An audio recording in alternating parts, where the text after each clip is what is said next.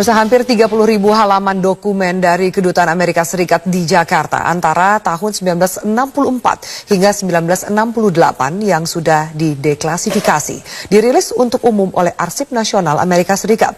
Berbagai dokumen ini menunjukkan dukungan Amerika terhadap militer Indonesia dalam pembunuhan ratusan ribu warga yang dituduh simpatisan komunis. Sedikit lagi tabir sejarah masa transisi antara pemerintahan Soekarno ke Soeharto serta periode penuh kekerasan tahun 1965 dan 66 terkuak. Hampir 30.000 halaman dokumen dari Kedutaan Amerika di Jakarta antara 1964 hingga 68 yang sudah dideklasifikasi atau tak lagi dianggap rahasia dirilis Pusat Deklasifikasi Nasional, lembaga di bawah Arsip Nasional AS bekerja sama dengan Universitas George Washington. Ribuan dokumen ini dipindai dan ditampilkan online oleh tim relawan Indonesia dan East Timor Documentation Project. It's very important given the current political climate in Indonesia with this resurgence of anti-communism by the military and by Islamic organizations and others against so-called left organizations such as LBH and other groups that Indonesians should be aware of this history so that they won't repeat it. Berbagai dokumen ini menunjukkan dukungan Amerika terhadap militer Indonesia dalam pembunuhan ratusan ribu warga yang dituduh simpatisan komunis. Dua dokumenter pembuat film Amerika Joshua Oppenheimer yang mengungkap pembunuhan massal 1965 di Indonesia menjadi salah satu faktor pendesak dirilisnya ribuan dokumen terkait peran Washington dalam periode kelam sejarah Indonesia tersebut. This is the most proud moment in my career as a filmmaker and in my life as a human being who cares so deeply about Indonesia and about the families of survivors who came forward and bravely shared their stories with me, and frankly also those perpetrators who had the courage to talk with some emotional honesty. Pemerintah Indonesia bersikeras peristiwa 65 merupakan konflik horizontal antar masyarakat. Pihak KBRI di Washington DC menyatakan laporan ini bukan sesuatu yang signifikan dan tidak akan mempengaruhi hubungan bilateral. Kalau dari sisi pemerintah sendiri, kita fokus untuk proses rekonsiliasi.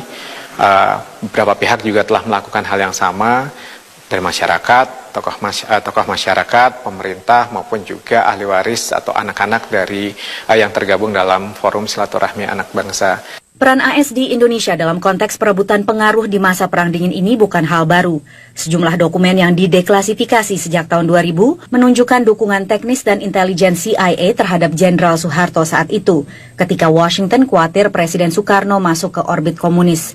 Saudara-saudara mengaku atau menamakan dirimu anak Bung Karno.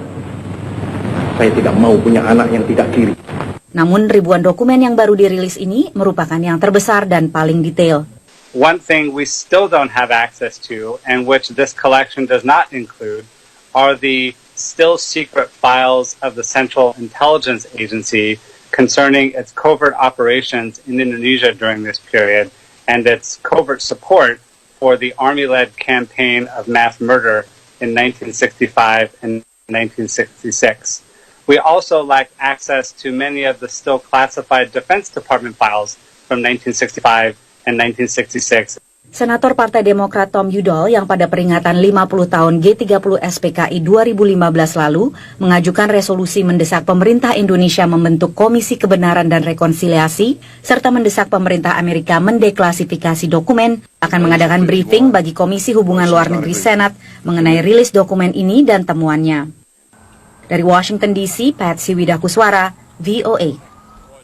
Perusahaan Lembaga Internasional Pengawas Hak Asasi Manusia HRW mengungkapkan rasa optimismenya setelah pemerintah Amerika Serikat akhirnya mau merilis data yang detail mengenai kejadian pembantaian massal di tahun 1965 di Indonesia.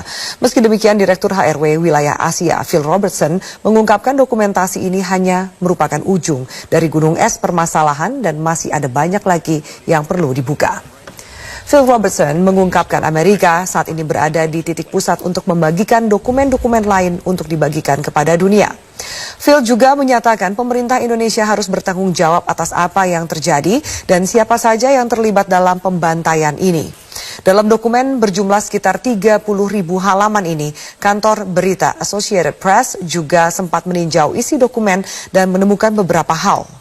Dokumen yang dirilis pemerintah Amerika Serikat ini menunjukkan pejabat Amerika Serikat memiliki informasi yang kredibel dan bertolak belakang dengan kisah G30 SPKI yang selama ini beredar mengenai bagaimana kasus pembunuhan 7 jenderal yang merupakan perintah Partai Komunis Indonesia dan pemerintah Tiongkok.